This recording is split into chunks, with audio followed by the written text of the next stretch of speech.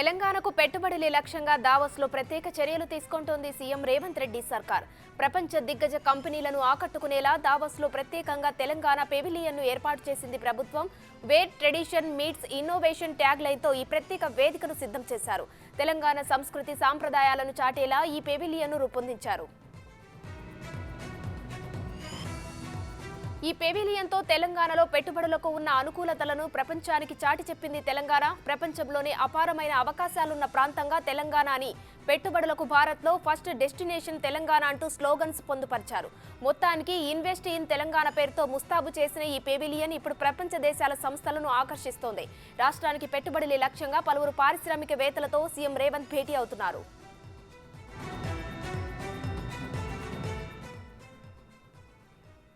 అవినీతి కేసులో టీడీపీ అధినేత చంద్రబాబు క్వాష్ పిటిషన్పై సుప్రీంకోర్టు మరోసారి సస్పెన్స్ ను కంటిన్యూ చేసింది. తీర్పు సందర్భంగా ద్విసభ్య ధర్మాసనంలో భిన్నాభిప్రాయాలు వ్యక్తమయ్యాయి. దీంతో కేసును చీఫ్ జస్టిస్ కు రిఫర్ చేసింది ద్విసభ్య ధర్మాసనం. చంద్రబాబుకు అనుకూలంగా జస్టిస్ బోస్ తీర్పు చదివినట్టు తెలుస్తోంది.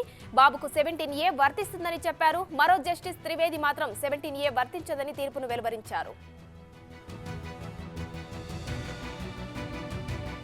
తెలుగు రాష్ట్రాలలో సంక్రాంతి హడావిడి కొనసాగుతుంది. కోడి పందాలు, పేకాటలు, గుండాటలు, నెంబర్ గేమ్లు అంటూ పందెం రాయుళ్లు చెలరేగిపోతున్నారు. ఈ క్రమంలోనే గడిచిన 2 రోజుల్లో గోదావరి జిల్లాలు, కృష్ణా, గుంటూరు జిల్లాల్లో వందల కోట్ల రూపాయలు చేతులు మారాయి. పేకాట, గుండాటలో సైతం కోట్లలో బెట్టింగ్లు పెట్టారు. ఈ 3 రోజుల్లో కోట్లలో బెట్టింగ్లు జరుగుతాయని భావిస్తున్నారు. ఏపీ రాష్ట్ర రాజకీయాల్లో ఆసక్తికర పరిణామాలు చోటు చేసుకుంటున్నాయి. అసెంబ్లీ ఎన్నికలకు ముందు కాంగ్రెస్ పార్టీ అక్కడ కీలక నిర్ణయం తీసుకుంది. అంతా ఊహించినట్లుగానే వైఎస్ షర్మిలను రాష్ట్ర కాంగ్రెస్ పార్టీ చీఫ్ గా నియమించింది. ఈ మేరకు పార్టీ అధిష్టానం నియామక ఆదేశాలు ఇచ్చింది. షర్మిలను ఏపీ పీసీసీ చీఫ్ గా నియమిస్తూ ఏఐసీసీ ప్రకటన చేసింది.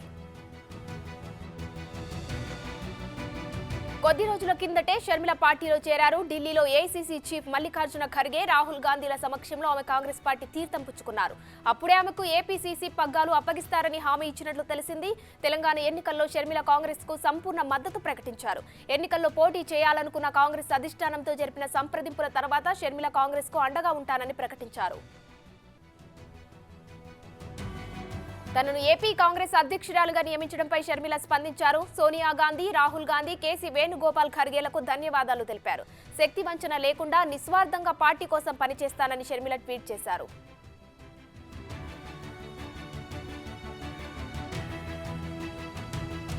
షర్మిలకు ఏపీ కాంగ్రెస్ బాధ్యతలు అప్పగించడంపై వైసీపీ మంత్రులు తేలిగ్గా తీసుకున్నారు. రాష్ట్రంలో అడ్రస్ లేని పార్టీకి కొత్త అధ్యక్షులు వస్తున్నారని వెటకారంగా మాట్లాడారు మంత్రి గుడివాడ అమర్నాథ్.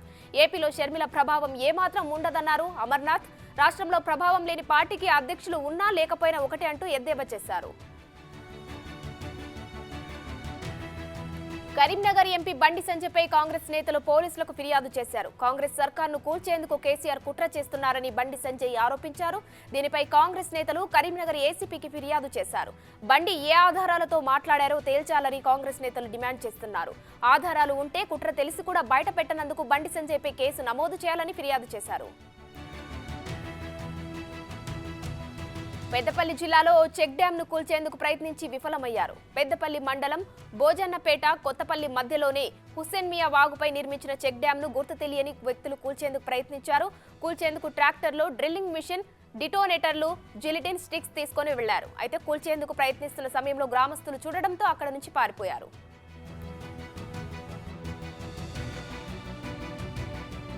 రిటైర్ అయ్యాక కూడా పదవుల్లో కొనసాగుతున్న అధికారులపై తెలంగాణ ప్రభుత్వం ఫోకస్ చేసింది. అలాంటి అధికారులు ఎంతమంది ఉన్నారన్న వివరాలు ఇవ్వాలంటూ తెలంగాణ సీఎస్ ఆదేశాలు జారీ చేశారు. అన్ని శాఖల అధికారులకు ఆమె ఆదేశాలు పంపారు.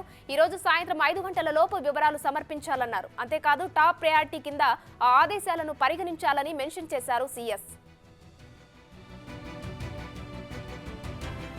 కష్టపడి పనిచేసే వారికి పార్టీలో తగిన గుర్తింపు ఉంటుందని మరోసారి రుజువైందన్నారు కాంగ్రెస్ నేత అద్దంకి దయాకర్. తనను ఎమ్మెల్సీ పదవికి ఎంపిక చేయడం తన కష్టానికి దక్కిన ఫలితమన్నారు అద్దంకి దయాకర్. ఏపీ పీసీసీ కార్యాలయం ఆంధ్రరత్న భవన్ వద్ద కాంగ్రెస్ శ్రేణులు సంబరాలు చేసుకున్నాయి. వైఎస్ షర్మిల రాష్ట్ర అధ్యక్షురాలిగా నియామకం పట్ల హర్షం వ్యక్తం చేస్తున్నాయి. విజయవాడలో బాణసంచా కాల్చి స్వీట్లు పంచుకున్నారు. భవిష్యత్తులో తప్పకుండా కాంగ్రెస్ అధికారంలోకి వస్తుందని ధీమా వ్యక్తం చేస్తున్నాయి. షర్మిల రాకతో చాలా మంది నాయకులు తిరిగి కాంగ్రెస్ లో చేరేందుకు సిద్ధమవుతున్నారని చెబుతున్నారు.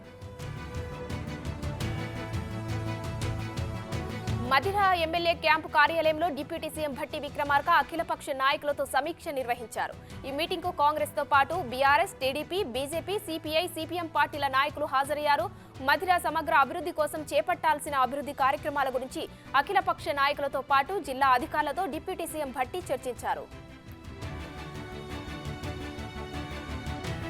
గాలిపటం ఎగరవేయాలన్న సరదా ఇప్పుడు వారి ప్రాణాలను గాల్లో కలిపేస్తుంది.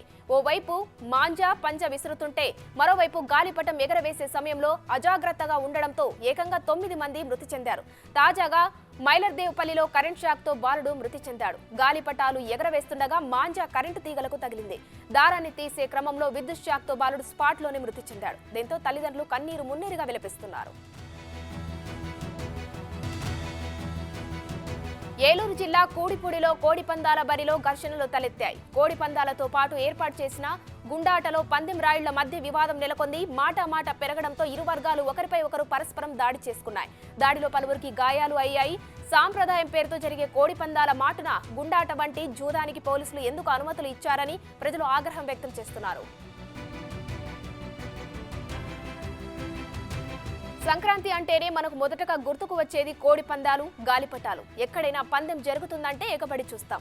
ఏలూరు జిల్లా కలిదిండి గ్రామానికి చెందిన కోడి పందాల నిర్వాహకులు సరికొత్త ట్రెండ్కి తెరతీస్తారు. పందెం బరిలో వరుసగా గెలుపొందిన వారికి బుల్లెట్ బండి గిఫ్ట్గా ఇస్తున్నారు. కోడి పందాలపై ఆసక్తి మరింత పెరిగేందుకు ఈ విధమైన స్కీములు పెడుతున్నారని పందెం రాయిళ్లు అంటున్నారు. మథురాలోని శ్రీకృష్ణ జన్మభూమి వివాదంపై సుప్రీంకోర్టు సంచలన తీర్పు వెలువరించింది. ఆలయం పక్కనే ఉన్న షాహీ ఈద్గా మసీద్లో శాస్త్రీయ సర్వే చేయాలన్న అలహాబాద్ హైకోర్టు తీర్పుపై సుప్రీంకోర్టు స్టే విధించింది. అలహాబాద్ హైకోర్టు తీర్పును సవాలు చేస్తూ మసీద్ కమిటీ సభ్యులు సుప్రీంకోర్టులో పిటిషన్ దాఖలు చేశారు. ఈ పిటిషన్పై విచారణ జరిపిన త్రిసభ్య ధర్మాసనం సర్వేను నిలిపివేసింది. మసీద్ కమిటీ పిటిషన్పై తమ స్పందన తెలియజేయాలని హిందూ సంఘాలకు సుప్రీంకోర్టు ఆదేశాలు జారీ చేసింది. జగిత్యాల రూరల్ మండలం టీఆర్ నగర్ శివారులో అక్రమంగా వేసిన గుడిసెలను పోలీసులు తొలగించారు. స్థానికంగా నివేశన స్థలాలను కేటాయించాలని కోరుతూ ప్రభుత్వ భూమిలో పలు ప్రాంతాలకు చెందిన ప్రజలు గుడిసెలు వేసుకున్నారు. 3 నెలలుగా అక్కడే జీవనం సాగిస్తున్నారు. అయితే ప్రభుత్వ భూమిలో గుడిసెలను వేసుకున్నారంటూ అధికారులు వారిపై మండిపడ్డారు. అలానే ఇరాక్లో కుర్దిస్తాన్ ప్రాంతంలో ఇజ్రాయెల్ ఇంటెలిజెన్స్ ఏజెన్సీ మొస్సాద్ ప్రధాన కార్యాలయం పైన దాడి చేసినట్లు ఇరాన్ ప్రకటించింది. దాడులను కుర్దిష్ ప్రాంతీయ ప్రభుత్వ భద్రతా మండలి కూడా ధృవీకరించింది. ఈ దాడుల్లో 4 పౌరులు మరణించగా మరో 6 తీవ్ర గాయాలైనట్లు పేర్కొంది. అమెరికా అధ్యక్ష అభ్యర్థిత్వ రేసుకు సంబంధించి రిపబ్లికన్ పార్టీలో కీలక పరిణామాలు చోటు చేసుకున్నాయి. అధ్యక్ష అభ్యర్థిత్వం కోసం పోటీ పడుతున్న మాజీ ప్రెసిడెంట్ ట్రంప్ తొలి విజయాన్ని అందుకోగా భారతీయ అమెరికన్ అయిన వివేక్ రామస్వామి పోటీ నుంచి వైదొలిగారు. రిపబ్లికన్ పార్టీ అభ్యర్థిని ఎన్నుకునే ప్రక్రియలో మొదటిదైన అయోవా కాకసస్ ఎన్నికల్లో ట్రంప్ అత్యధిక మెజార్టీ సాధించగా వివేక రామస్వామి ఏమాత్రం ప్రభావం చూపలేకపోయారు. దాంతో తాను పోటీ నుంచి వైదొలుగుతున్నట్లు వివేక్ రామస్వామి ప్రకటించారు. ప్రైమరీలో కీలకమైన అయోవా కాకసస్ ఎన్నికల్లో ట్రంప్కు ఏకంగా 51% ఓట్లు వచ్చాయి. ప్రైమరీ ఎన్నికల్లో భాగంగా జరిగిన మొట్టమొదటి పోలింగ్లోనే ట్రంప్కు భారీ మెజార్టీ రావడంతో ఆయన రిపబ్లికన్ పార్టీపై ఏమాత్రం పట్టు కోల్పోలేదని విశ్లేషకులు అంటున్నారు. ఇక ఇదే ఎన్నికల్లో ఫ్లోరిడా గవర్నర్ రాన్ డిశాంటిస్ 21.2% ఓట్లతో 2వ స్థానంలో నిలిచారు. ఐక్యరాజ్య సమితి మాజీ రాయబారి నిక్కీ హేలీ 19.1% ఓట్లతో 3వ స్థానం దక్కించుకున్నారు. ఇక వివేక్ రామస్వామికి కేవలం 7.7% ఓట్లు మాత్రమే రావడంతో ఆయన పోటీ నుంచి తప్పుకున్నారు.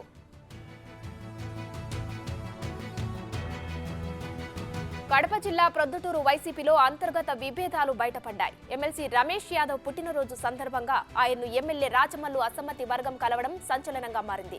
మరోవైపు ప్రొద్దుటూరు వైసీపీ ఎమ్మెల్యే టికెట్ రేసులో తాను ఉన్నానంటున్న కొనిరెడ్డి శివచంద్రారెడ్డి చేసిన వ్యాఖ్యలు హాట్ టాపిక్ గా మారాయి.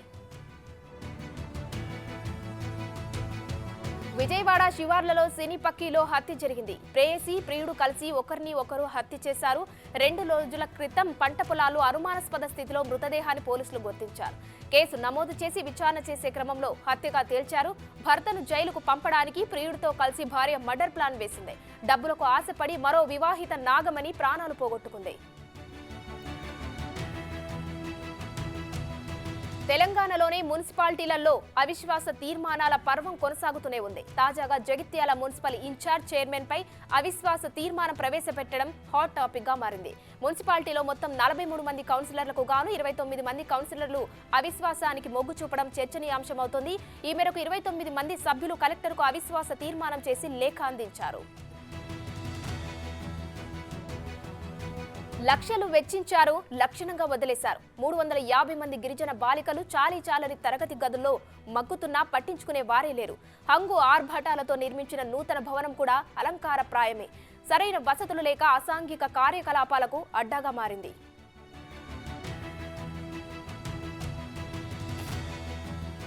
కరీంనగర్ జిల్లాలో కోలాటమాడుతూ మహిళ కుప్పకూలింది. శంకరపట్నం మండలం కల్వల గ్రామానికి చెందిన రాజమణి కోలాటమాడుతూ హఠాత్తుగా అస్వస్థతకు గురై ఒక్కసారిగా కింద పడిపోయింది. ఆసుపత్రికి తరలిస్తుండగానే రాజమణి ప్రాణాలు కోల్పోయింది. హైదరాబాద్ శివారు అబ్దుల్లాపూర్ మేట్ వద్ద దారుణం జరిగింది. అక్రమ సంబంధం పెట్టుకుందనే అనుమానంతో భార్య తలను భర్త నరికివేశాడు. భార్య పుష్పలత తల నరికిన విజయ్ అనే నిందితుడు తలను మొండాన్ని వేరు చేశాడు.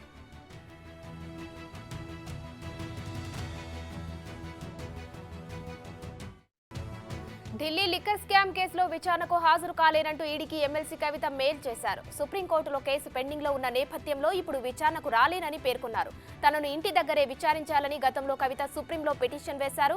అది పెండింగ్ లో ఉండగానే విచారణకు రావాలని ఈడీ నోటీసులు పంపడంతో రాలేనంటూ కవిత జవాబిచ్చారు. చంద్రబాబు స్కిల్ డెవలప్మెంట్ కేసులో 17A సుప్రీంకోర్టులో భిన్నాభిప్రాయాలు. నారాయణ సంచలన వ్యాఖ్యలు చేశారు. కేసులో 17A వర్తిస్తాదా వర్తించదా అనే అంశంపై తీర్పు రావాల్సి ఉన్న సుప్రీంకోర్టులోనే త్రిసభ్య న్యాయమూర్తులు భిన్నాభిప్రాయాలు వ్యక్తం చేశారని ఆయన అన్నారు. ముమ్మాటికి ఇందులో రాజకీయ జోక్యం చోటు చేసుకుందని ఆయన ఆరోపించారు. వ్యవస్థలను చేతిలో పెట్టుకుని బీజేపీ అవకాశవాద రాజకీయం చేస్తుందని ధ్వజమెత్తారు.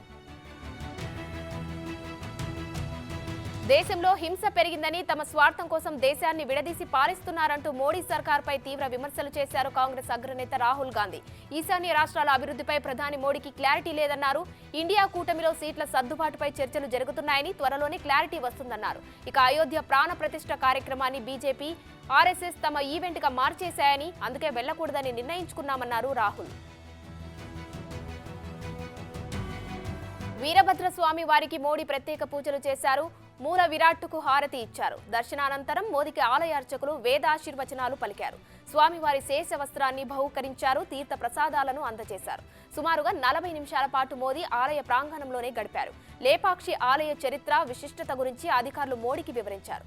లేపాక్షి ఆలయం ప్రాంగణం చుట్టూ శిల్పకళా సంపదను ప్రధాని వీక్షించారు. అవినీతి నిరోధక చట్టంలోనే సెక్షన్ 17A కింద గవర్నర్ నుంచి ముందస్తు అనుమతి తీసుకోకుండా ఏపీసీఐడీ తనపై నమోదు చేసిన స్కిల్ డెవలప్మెంట్ కేసును కొట్టేయాలంటూ సుప్రీంలో చంద్రబాబు స్పెషల్ లీవ్ పిటిషన్ వేశారు. తాజాగా తీర్పును వెలువరించారు. దీనిపై ద్విసభ్య ధర్మాసనంలో భిన్నాభిప్రాయాలు వ్యక్తమయ్యాయి. దీంతో త్రిసభ్య ధర్మాసనానికి పిటిషన్ను పంపామని, సీజీఐకు నివేదిస్తామని న్యాయమూర్తులు జస్టిస్ అనిరుద్ధ బోస్, జస్టిస్ బేలా ఎం త్రివేది తెలిపారు. అయోధ్యలో బాలరాముడి విగ్రహ ఏర్పాటుకు వేగంగా సన్నాహాలు సాగుతున్నాయి. వారణాసికి చెందిన రూపేష్ సింగ్ అనే ఫైన్ ఆర్ట్స్ విద్యార్థి అయోధ్య ఐకానిక్ లతా చౌక్ దగ్గర ఇసుకతో శ్రీరాముడి చిత్రం రూపొందించారు. రామ మందిర నిర్మాణానికి కృషి చేసిన వారందరికీ ఈ చిత్రాన్ని అంకితం చేస్తున్నట్లు తెలిపారు. ఇసుకతో అద్భుతంగా రూపొందిన రాముడి రూపాన్ని చూసేందుకు స్థానికులు ఆసక్తి చూపారు. రూపేష్ సింగ్ ను అభినందిస్తున్నామన్నారు. వినుకొండ టీడీపీ అధ్యక్షుడు ఆయూబ్ ఖాన్ పై దాడి జరిగింది. వైసీపీ కన్వీనర్ పిఎస్ ఖాన్ తన అనుచరులతో కలిసి దాడి చేశారు. ఈ ఘటనలో ఆయూబ్ ఖాన్ తీవ్రంగా గాయపడడంతో వినుకొండ ఆసుపత్రికి తరలించారు. దాడిని అడ్డుకున్న ఆయూబ్ ఖాన్ అనుచరులకు గాయాలయ్యాయి. కుటుంబం వివాదం విషయంలో ఇరు వర్గాల మధ్య ఘర్షణ తలెత్తింది. గొర్రెల పంపిణీ పథకంలో జరిగిన అక్రమాలపై తెలంగాణ సర్కార్ ఫోకస్ పెట్టింది. స్కామ్ కు సంబంధించి ఇప్పటికే గచ్చిబౌలి పోలీస్ స్టేషన్లో కేసు నమోదైంది. అయితే ఆ కేసును ప్రభుత్వం ఏసీబీకి బదిలీ చేసింది. బినామీ పేర్లతో ఖాతాలు తెరిచి 2,08,00,000 నిధుల దారి మళ్లింపు జరిగాయని ప్రభుత్వం గుర్తించింది. అటు పశుసంవర్ధక భవన్లో ఫైళ్లు మాయమైన ఘటనలపై కూడా ఏసీబీ విచారణ జరిపే అవకాశం ఉంది. జనగామ జిల్లా పాలకుర్తి మండలంలోనే బొమ్మర గ్రామంలో ఆలేటి ఎల్లవ్వ జాతర వైభవంగా జరిగింది. జాతరకు పాలకుర్తి ఎమ్మెల్యే యశస్విని రెడ్డి, కాంగ్రెస్ ఇన్ఛార్జ్ ఝాన్సీ రెడ్డి ముఖ్య అతిథిగా హాజరయ్యారు. బోనాలు ఎత్తుకుని వచ్చి ఎల్లవ్వ తల్లికి మొక్కులు చెల్లించుకున్నారు. నియోజకవర్గ ప్రజలంతా సుఖ సంతోషాలతో చల్లగా ఉండాలని, పాడి పంటలు సమృద్ధిగా పండేలా చూడాలని ఎల్లవ్వ తల్లిని కోరినట్టు వారు తెలిపారు. ఆలయ అభివృద్ధికి తమ వంతు కృషి చేస్తున్నామని ఎమ్మెల్యే యశస్విని రెడ్డి, ఇన్ఛార్జ్ ఝాన్సీ రెడ్డి తెలిపారు. తెలంగాణ ప్రజలను ఏకం చేసి దొరల తెలంగాణను గద్దెదించడం కోసమే పాదయాత్ర చేపట్టాలని ఉప ముఖ్యమంత్రి భట్టి విక్రమార్క తెలిపారు. మంత్రిగా బాధ్యతలు స్వీకరించి తర్వాత తొలిసారి మధిర వచ్చిన భట్టిని స్థానిక నేతలు సత్కరించారు. 6 గ్యారంటీలతో ప్రజా తెలంగాణ తీసుకొస్తామన్న భట్టి బీఆర్ఎస్ అక్రమాల పుట్టని ప్రజలకు తెలియాలనే శ్వేతపత్రం విడుదల చేశామన్నారు. స్విట్జర్లాండ్లోని దావోస్లో జరుగుతున్న వరల్డ్ ఎకనామిక్ ఫోరం సదస్సులో తెలంగాణకు అరుదైన అవకాశం దక్కింది. వరల్డ్ ఎకనామిక్ ఫోరం ఆధ్వర్యంలో centre for fourth industrial revaluation హైదరాబాద్లో ప్రారంభించేందుకు ఒప్పందం కుదిరింది. బయో ఏషియా 2024 సదస్సులో భాగంగా ఫిబ్రవరి 28న ఇది ప్రారంభం కానుంది. సీఎం రేవంత్ రెడ్డి సారథ్యంలో రాష్ట్ర ఆరోగ్య సంరక్షణను మెరుగుపరిచే సాంకేతిక ఆధారిత కార్యక్రమం రూపుదిద్దుకుంటుంది. వరల్డ్ ఎకనామిక్ ఫోరం వార్షిక సదస్సులో world economic forum president Borge Brende ప్రతినిధి బృందంతో ముఖ్యమంత్రి రేవంత్ రెడ్డి చర్చలు జరిపారు. అనంతరం సంయుక్తంగా ప్రకటన చేశారు. లైఫ్ సైన్సెస్ రంగంలో టెక్నాలజీ కలయికతో అత్యాధునిక సాంకేతికతను అభివృద్ధి చేయాలనే లక్ష్యంతో వరల్డ్ ఎకనామిక్ ఫోరం తెలంగాణకు విశిష్ట సహకారం అందించింది. గుండెపోటుతో అస్వస్థతకు గురైన తెలంగాణ సిపిఎం రాష్ట్ర కార్యదర్శి తమ్మినేని వీరభద్రానికి గచ్చిబౌలిలోని ఏఐజీ ఆసుపత్రిలో చికిత్స కొనసాగుతుంది. మెరుగైన చికిత్స కోసం ఖమ్మం నుంచి తమ్మినేనిని హైదరాబాద్ తరలించారు కుటుంబ సభ్యులు. తమ్మినేని ఆరోగ్య పరిస్థితిపై ఆసుపత్రి యాజమాన్యం బులెటిన్ విడుదల చేసింది. తమ్మినేని వెంటిలేటర్ సపోర్ట్తో ఖమ్మం నుంచి ఏఐజీకి వచ్చారని, గుండె, కిడ్నీ, ఊపిరితిత్తుల సమస్యతో బాధపడుతున్నారని తెలిపారు. పదవులు వస్తాయి, పోతాయి. పదవులు శాశ్వతం కాదు. పదవిలో ఉన్నప్పుడు ఎంత మంచిగా పనిచేశారన్నదే ముఖ్యమని బీఆర్ఎస్ వర్కింగ్ ప్రెసిడెంట్ కేటీఆర్ అన్నారు. సిరిసిల్ల నియోజకవర్గంలోని సర్పంచ్లు విజయవంతంగా 5 ఏళ్ల పదవి కాలాన్ని పూర్తి చేసుకుంటున్న సందర్భంగా జిల్లా కేంద్రంలో సర్పంచ్ల ఆత్మీయ సత్కారం ఏర్పాటు చేశారు. బీఆర్ఎస్ సర్పంచ్ల కృషి వల్లే తెలంగాణలోని ఎన్నో గ్రామాలకు జాతీయ స్థాయి అవార్డులు వచ్చాయన్నారు. సర్పంచ్లకు పెండింగ్ బిల్లులను ఇప్పించేందుకు ప్రతిపక్షంలో ఉన్నందున పోరాడతామని తెలిపారు. ఏపీలో త్వరలోనే ఎన్నికల ప్రకటన రానుంది. ఈ నేపథ్యంలో లక్ష్మీనారాయణ ఎన్నికల సమరశంఖం పూరించారు. ఏపీలోనే అన్ని నియోజకవర్గాల్లో తమ పార్టీ పోటీ చేస్తుందని ప్రకటించారు. తమ జై భారత్ నేషనల్ పార్టీ తరపున పోటీ చేసేందుకు చాలా మంది ఆసక్తి చూపిస్తున్నారని వెల్లడించారు. ఎన్నికల్లో పోటీ చేస్తాం, టికెట్ ఇవ్వండి అని అడుగుతున్నారని తెలిపారు. అయోధ్యలో ప్రతిష్టాత్మకంగా నిర్మించిన రామ మందిరం ప్రారంభోత్సవం జనవరి 22న అత్యంత ఘనంగా నిర్వహించనున్నారు. ఈ ప్రాణ ప్రతిష్ఠ కార్యక్రమానికి దేశవ్యాప్తంగా ఉన్న ప్రముఖులను ఆహ్వానిస్తున్నారు. దాదాపు 6,000 మందికి పైగా ప్రత్యేక అతిథుల సమక్షంలో ఆలయ ప్రారంభోత్సవ కార్యక్రమం నిర్వహించనున్నారు. తాజాగా అయోధ్య రామ మందిర ప్రాణ ప్రతిష్టాపన మహోత్సవానికి టీమిండియా మాజీ కెప్టెన్లు మహేంద్ర సింగ్ ధోని, విరాట్ కోహ్లీలను కూడా ఆహ్వానించారు. రామ జన్మభూమి తీర్థక్షేత్ర ట్రస్ట్ ప్రతినిధులు ధోని, కోహ్లీలకు ఆహ్వాన పత్రికలు అందజేశారు.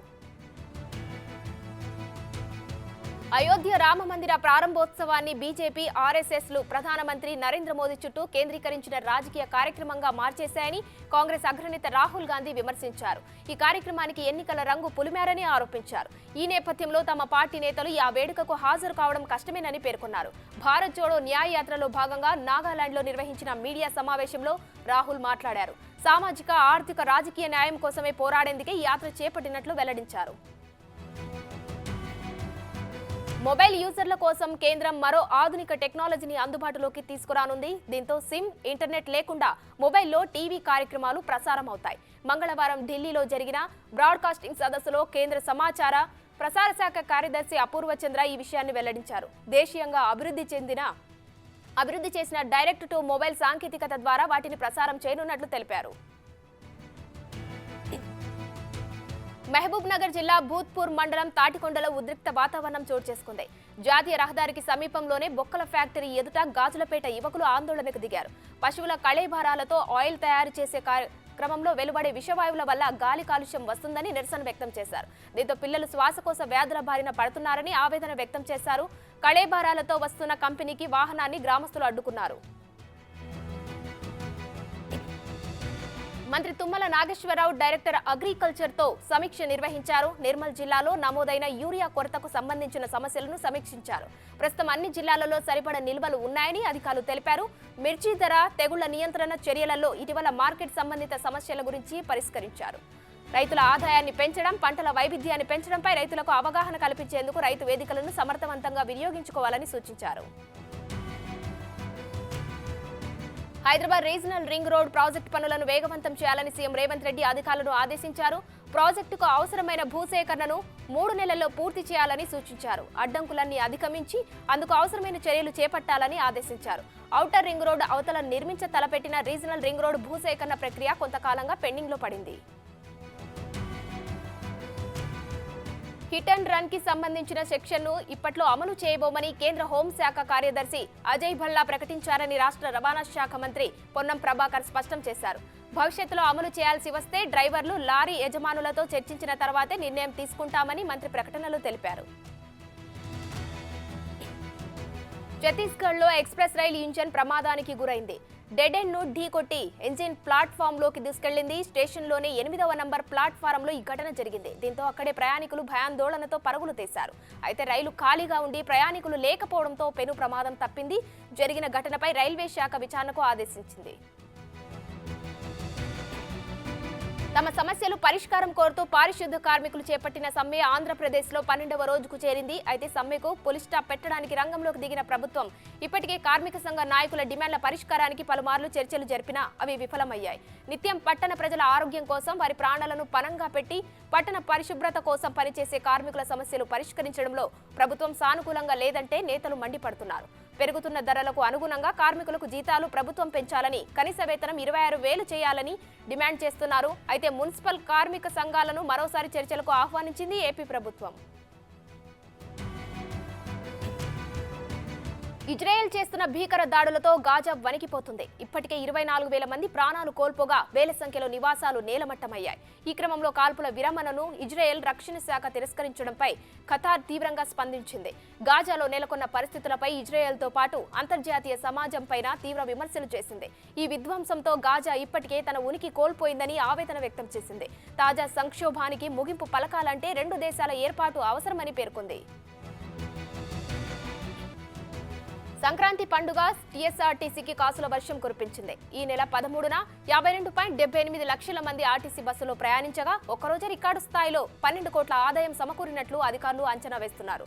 మరోపక్క జీరో టికెట్లు 9 కోట్లు దాటిపోయినట్లు ఆర్టీసీ యాజమాన్యం పేర్కొంది. ప్రశాంత్ వర్మ, తేజ సజ్జా కాంబినేషన్ లో రూపొందిన హనుమాన్ సంక్రాంతి పండుగ సందర్భంగా ఈ నెల 12వ తేదీన థియేటర్లోకి వచ్చింది. తెలుగుతో పాటు ఇతర భాషల్లోనూ ఈ సినిమాను రిలీజ్ చేశారు. నిన్నటితో ఈ సినిమా విడుదలై 4 రోజులైంది. ఈ 4 రోజుల్లో ఈ సినిమా ప్రపంచవ్యాప్తంగా 100 కోట్ల క్లబ్లోకి చేరిపోయింది. బంగ్లాదేశ్ ఆల్రౌండర్ నాసిర్ హుస్సేన్ పై ఐసీసీ వేటు వేసింది. అవినీతి నిరోధక నియమావళిని ఉల్లంఘించారనే ఆరోపణలతో క్రికెట్లోని అన్ని ఫార్మాట్లలో 2 ఏళ్ల పాటు నిషేధం విధించింది. సెప్టెంబర్ 2023లో నాసిర్ హుస్సేన్ పై ఐసీసీ అభియోగాలు మోపింది. నాసిర్ హుస్సేన్ 3 ఆరోపణలను అంగీకరించారు. ఈ క్రమంలో నాసిర్ హుస్సేన్ 2 ఏళ్ల నిషేధం విధించగా అందులో 6 నెలల నిషేధం కూడా ఉంది. బయోలాజికల్ ఈ లిమిటెడ్ ఆవిష్కరించిన కోవిడ్ టీకా కార్బోవాక్స్ కు ప్రపంచ ఆరోగ్య సంస్థ నుంచి అత్యవసర వినియోగ గుర్తింపు లభించింది. ఇది ప్రోటీన్ సబ్ యూనిట్ ప్లాట్ఫామ్ పై మన దేశంలో తయారైన తొలి టీకా. కార్బోవాక్స్ టీకాకు ఎంతో కాలం క్రితమే భారత డ్రగ్ కంట్రోల్ జనరల్ అత్యవసర గుర్తింపు ఇచ్చింది. 18 ఏళ్లు మించిన వారికి బూస్టర్ డోస్ కింద ఈ టీకా ఇచ్చేందుకు అనుమతి ఇచ్చింది. Argentina football star Lionel Messi మరో ప్రతిష్టాత్మక అవార్డును గెలుచుకున్నాడు. నార్వే స్ట్రైకర్ ఎర్లింగ్ హాలాండ్ ను టైబ్రేకర్లో వెనక్కి నెట్టి ఫిఫా ఉత్తమ పురుష ప్లేయర్ పురస్కారాన్ని సొంతం చేసుకున్నాడు. ఈ అవార్డును గెలుచుకోవడం తన 4 ఏళ్లలో మెస్సీకి ఇది 3వసారి. జాతీయ కోచ్లు, కెప్టెన్లు, పాత్రికేయులు, అభిమానులు ఆన్లైన్లో వేసిన ఓట్ల ఆధారంగా విజేతను ఎంపిక చేశారు.